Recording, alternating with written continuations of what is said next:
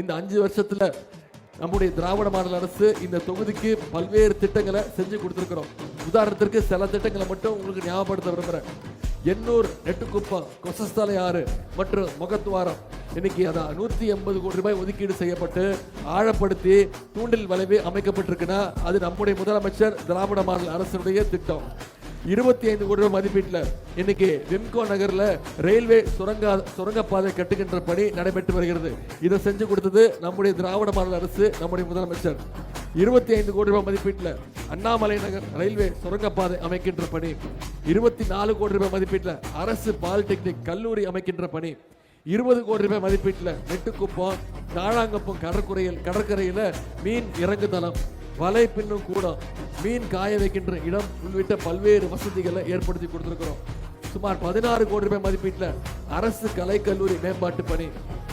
அதே மாதிரி 14 கோடி ரூபாய் மதிப்பீட்டில் பேருந்து நிலையம் அமைக்கின்ற பணி. பாரதியார் நகரில் மீன்பிடி இறங்கு தளம். 10 கோடி ரூபாய் மதிப்பீட்டில் மணலி ஏரி படகு குளம் போட்டிங் கிளப். 10 கோடி ரூபாய் மதிப்பீட்டில் கத்திவாக்கத்தில் நவீன மீன் மார்க்கெட் மற்றும் திருமண மண்டபம். திருவொற்றியூர் மீன் மார்க்கெட் வளாகம். 8 கோடி ரூபாய் மதிப்பீட்டில் மணலி அம்பேத்கர் தெருவில் ஒரு திருமண மண்டபம்.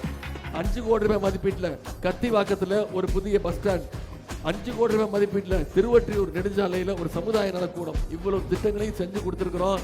மீண்டும் நம்முடைய வெற்றி வேட்பாளருக்கு ஒரு வாய்ப்பு கொடுங்க. மீண்டும் இந்த தொகுதிக்கு இன்னும் பல்வேறு திட்டங்களை நிச்சயம் எடுத்துட்டு வருவோங்கிற வாக்குறுதியை கொடுக்க நான் வந்திருக்கிறேன். வெற்றி உறுதியா.